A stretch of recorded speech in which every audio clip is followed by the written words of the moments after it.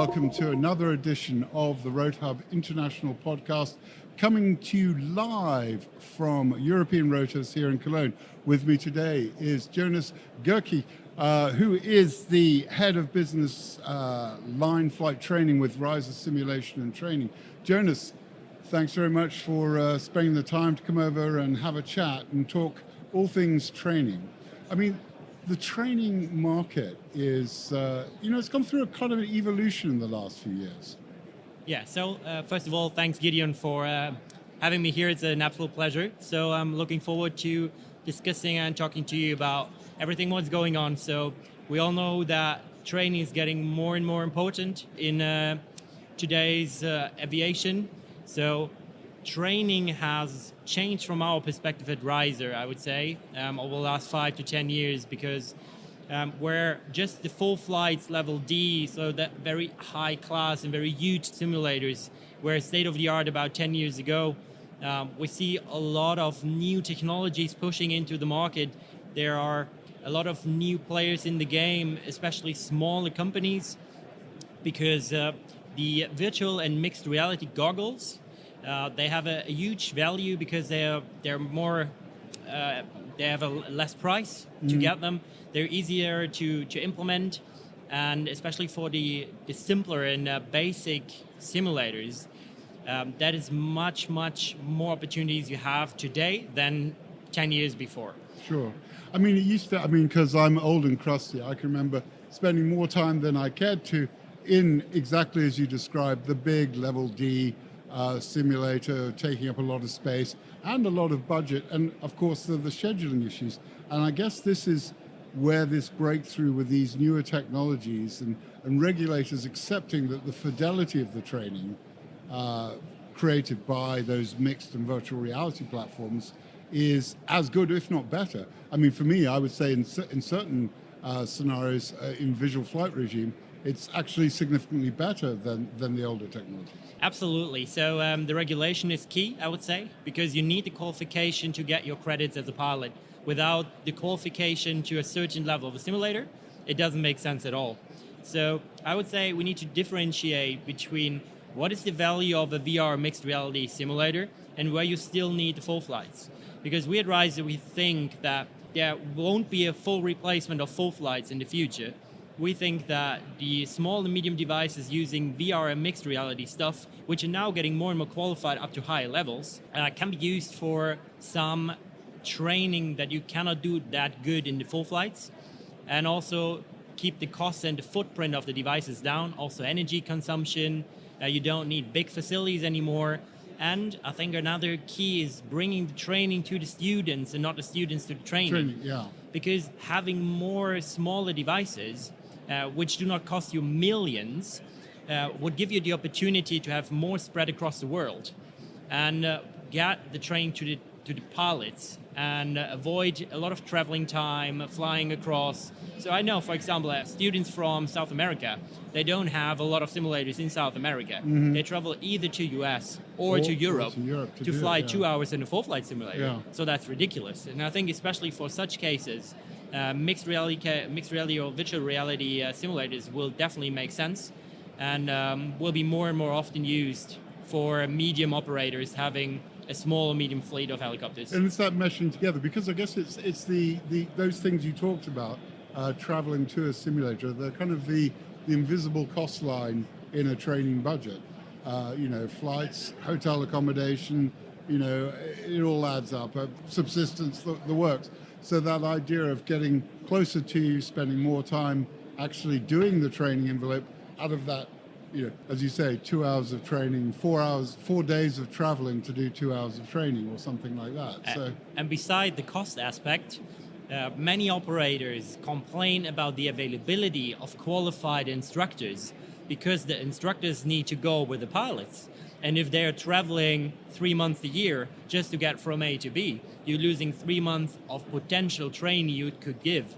And with the demographical change, I think this will get even more critical in the future. So you need to improve the efficiency of training, avoiding long travel distance and long travel times. Yeah, that's one of those interesting things. As you say, you mentioned there the changing in demographic. and it's another aspect of the ill that's affecting the entire aviation space, and even more so in the rotary space, of the demographic shift, of pilots and others leaving the employment pool. A lot more of them look like me than look like you. So, it's the end of the line type of thing, and that is a factor, as you say, and it's only one that's going to increase, and the efficiency, because if they're training, they're not on the line, and so on and so forth. To solve that issue, we're also focusing now on an online learning platform to enable remote and distance learning. But also this has to be approved by the authorities. Yeah. That you enable about 80% of the training that usually is made in the classroom, where you need to bring all the people together in one room, can then be done remotely from home, and only the last 1 or 2 days need to be done by the instructor to answer questions in a room, being all together. So even there's a lot of potential time you could save by having remote access, distance learning, smaller simulators. Also what we believe in is avionic training, that you get familiar with the new software load, the new aircraft type, at home on your iPad or anything like that, before going to the actual helicopter or the simulator. So having a cheap solution and easy accessible from home, anytime, anywhere, to get familiar and do the first steps into a new helicopter type rating without traveling anywhere. For sure. I mean, it's that idea of, as you say, getting that systems training going on well before you travel, that time interacting, the soft key is this one, or the soft key is that one, all those things, and I guess layering up that sort of inherent knowledge, so that when you come to actually, that you're not trying to navigate the system, it's just your interaction with it, and I guess that makes life more efficiently.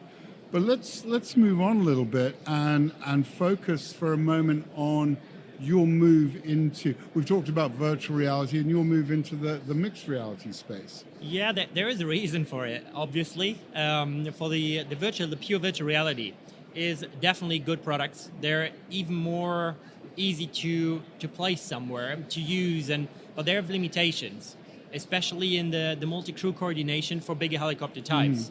And as we as a company focus more on the bigger helicopter types with 2 engines, instead of the single engine where you can fly easily with 1 pilot, we say that the multi-crew coordination capability is key.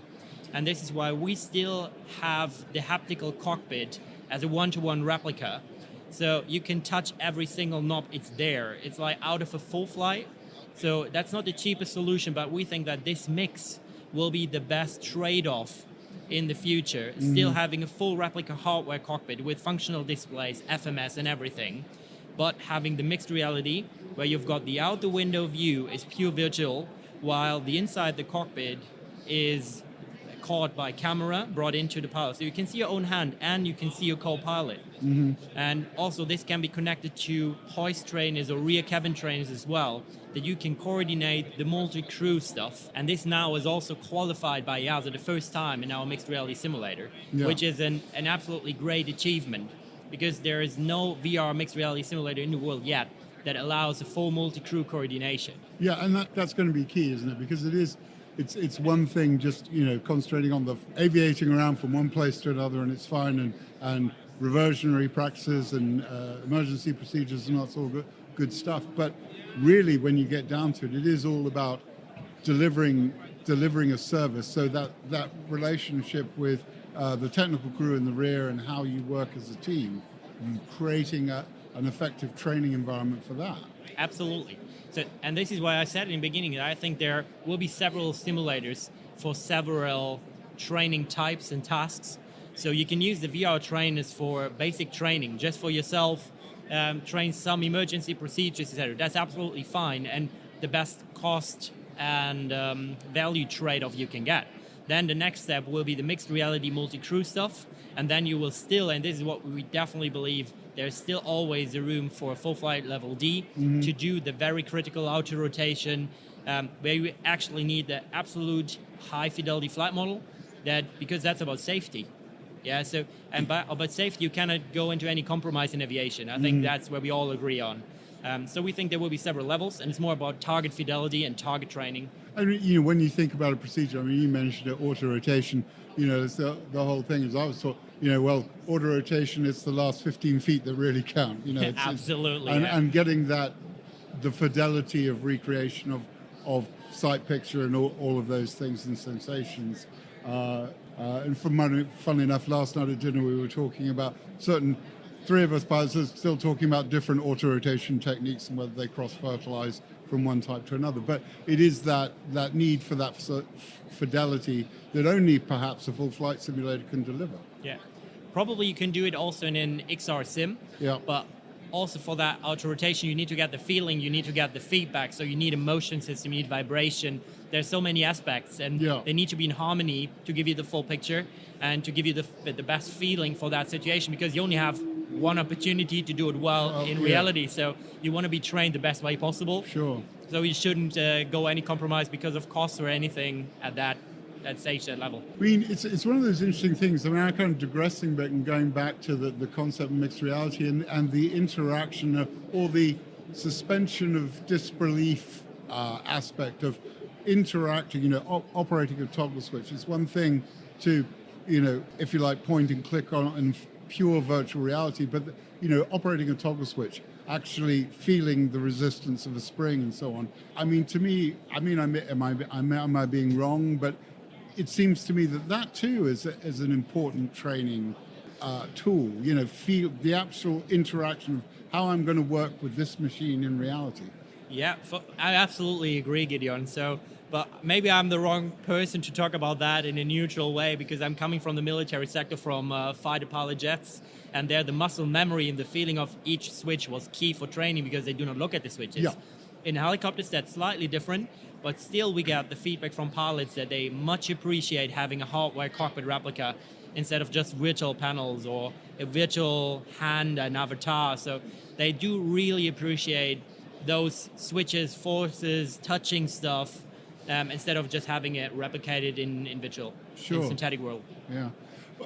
All this stuff has been going on with you guys, and it's, as we look across we can't quite see it from here on our stand, but looking across the expanse of European rotors here, it's been a pretty busy show, and it's I guess, pretty busy show for you. I know we were talking a little bit earlier, quite a few interesting announcements for you here at the show.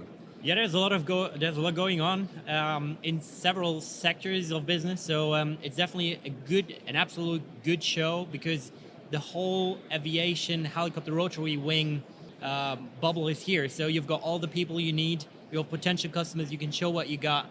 We had some very exciting announcements of partnerships with Leonardo. We had some announcements of qualifying our sim. So there's a lot going on, a lot of new stuff. Mm-hmm. So it is busy, it is exciting, but we absolutely enjoy it. I mean, it's kind of interesting, though. You just mentioned with your partnership with Leonardo, and it's interesting to me that there you are, you're developing your platform. Leonardo have their own in-house simulation product, and it's interesting that they, as an OEM, are feeling motivated to work and say, "Oh, this is important. We have to reach out and collaborate on projects like your more recent one."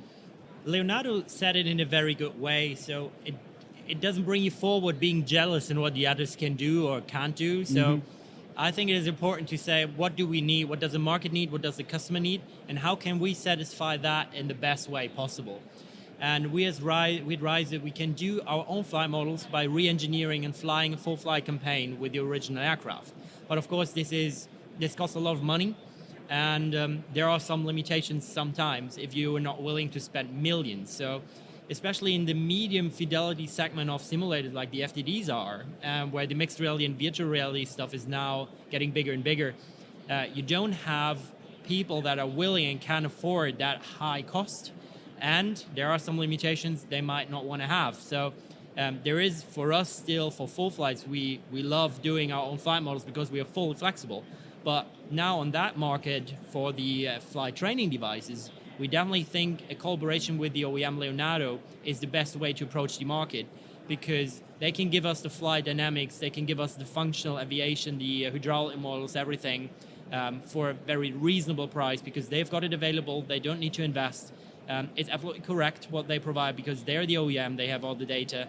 And regarding sustainability, they can easily provide new updates for new phases of their helicopters. So that's also an argument. If you have a smaller device with changing technology, you want to be always at the latest software of your device, because that's the key training you're doing on that device. So yeah, long story short, we think that a collaboration in some areas is absolutely necessary to fulfill the demands of the market.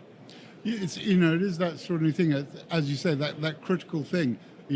Things are updated, revisions are made to avionics or whatever, and having that immediate knowledge that whatever you're using is the absolute current thing when you get out in the aircraft. It may be even more up to date than the aircraft when you walk out the door.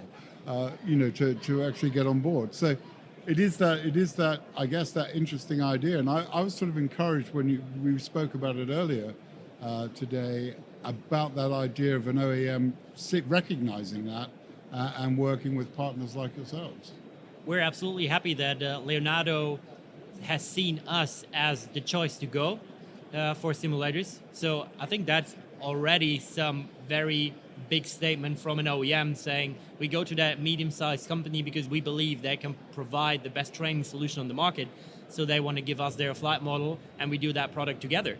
Because it's not that we are buying it or just integrating, we're doing it together. So both of us are saying, okay, we need to place one common product on the market which fulfills the training needs of the pilots, of the customers, and be affordable and upgradable for the next 10 to 15 years.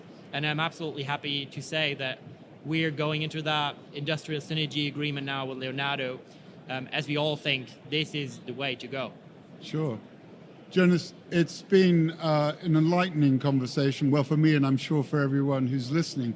Thanks very much for spending the time. It is a busy day for you guys.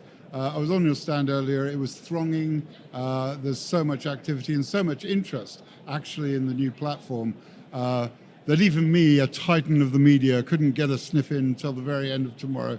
But you can find out more by keeping your eyes on the RoadHub International website and find out what I learned about the new platform with Reiser. Meantime, though, Jonas, thanks very much again for your time. For the rest of you, that is the final one of our European Rotors daily podcasts. You can tune in, though, to our regular podcast. Comes out every second Monday. Find out all the latest and greatest from the vertical flight industry. Until then, fly safe and keep the blue side up. Thanks, Gideon. Was a pleasure.